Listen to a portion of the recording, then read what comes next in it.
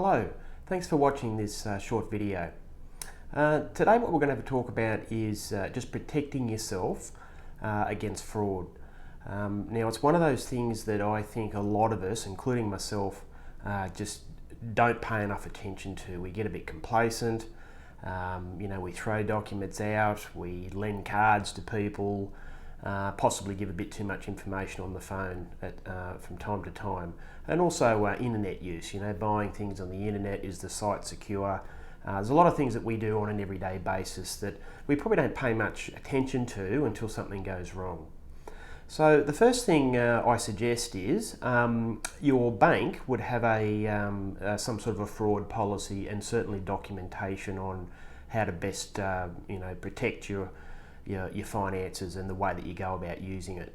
And for example, I have a document I actually got in the mail the other day, and it's I bank with National Australia Bank. You can see there it's just something that came in a credit card statement. Now, normally we probably wouldn't bother reading stuff like that, but I must admit there is some quite good general information on there on card use and just some good tips on managing card use and protecting yourself against fraud. So your bank would have something similar, so I think it's worth a read. If you get one of those, have a bit of a look at it. So what I want to talk about mainly is just some tips to put yourself in the best position to be aware, or at least a spark go off in your head to say, hey, something's not quite right here. So what we're going to do is just run through a couple of points that you can use just with certain things. So I'm referring to how you use your PC, phone, all that sort of stuff. So what we might do is we'll start off with phone. What I generally find is that scammers are very skilled. They're very manipulative. They've generally got very good IT skills. So don't ever underestimate what someone on the phone. They can come across very professional and certainly get your attention and your trust very, very quickly. That's what they're skilled at. The first thing is the phone. Now, I find that phone scammers generally tend to target the elderly. So I don't get a lot of the younger generation sort of disclosing, hey, I had a funny phone call the other day. It generally is targeted toward the elderly.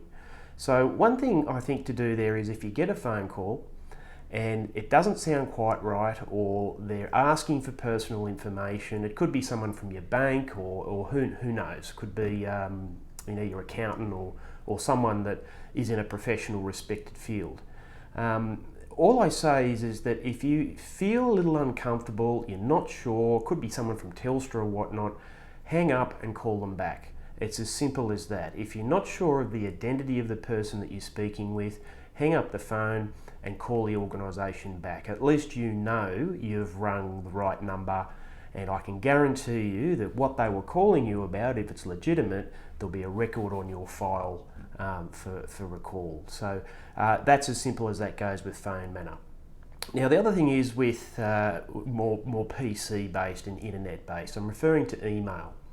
Now, what I find with email is that anything that you send or receive on an email can be intercepted.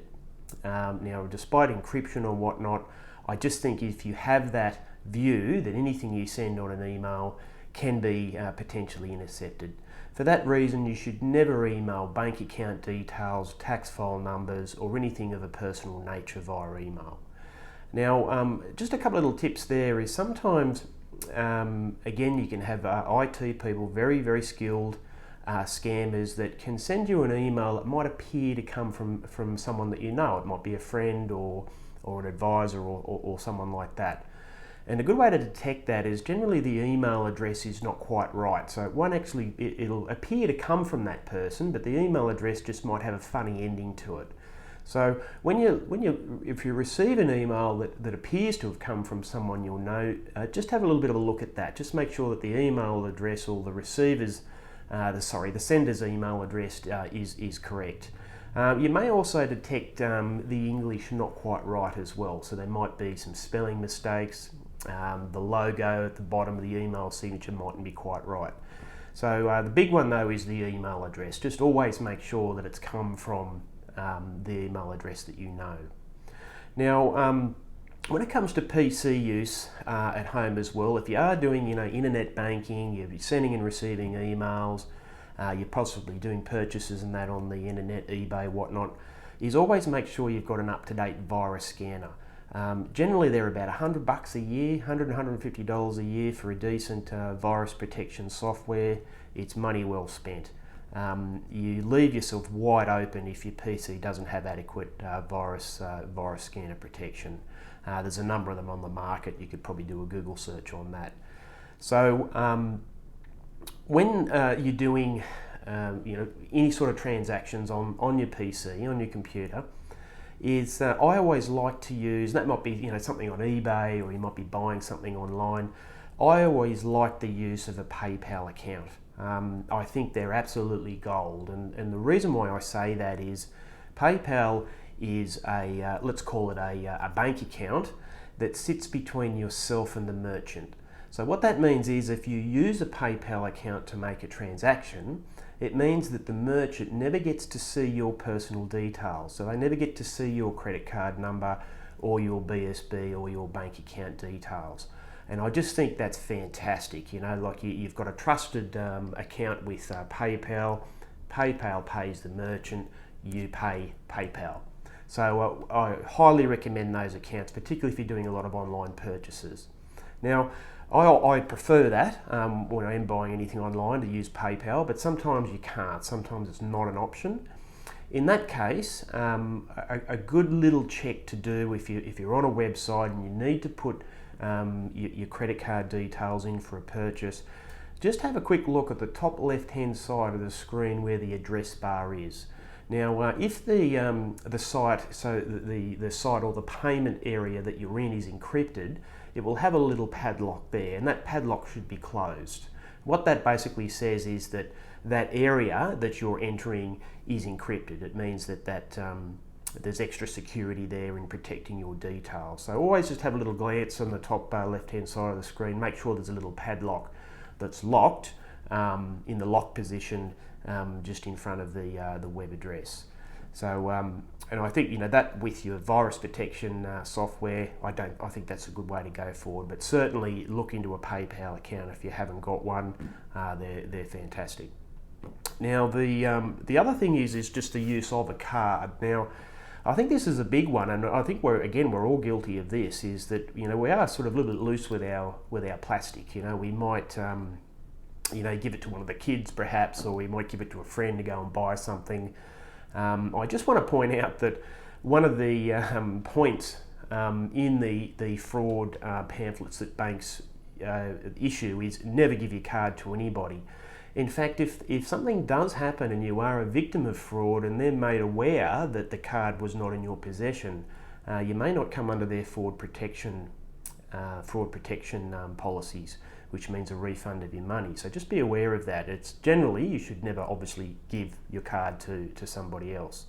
But I'll just give you a little example of, being a little bit aware is, you might be in a restaurant or something, lovely night, waitress comes up to the table and says, hey, and you hand over a credit card. Now, I just want to say that all that's required is that person takes the credit card out of your site. All they need to do is take a photo of the front and the back of the card, and they're good to go.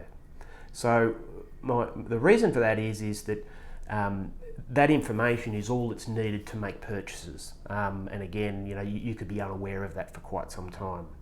So very, very important is that you should not let your plastic out of your site. If you're paying for something by a tap and go, I think they call it, or someone wants to take the card out of your site, you shouldn't allow that. You should always have the card in your visual sight when it's being used to make a purchase.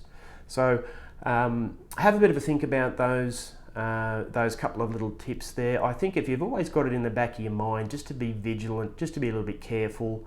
I'll end with a little example I had the other day, and that was a charity that I was on my Facebook, and I liked a certain article that was there. I agreed with it, and I liked it. And interestingly enough, I had a phone call from that charity about 2 days later, obviously on my Facebook account, I've got my contact details there. And they were wanting a donation, and I had no problem with that. But I had no idea who was calling me.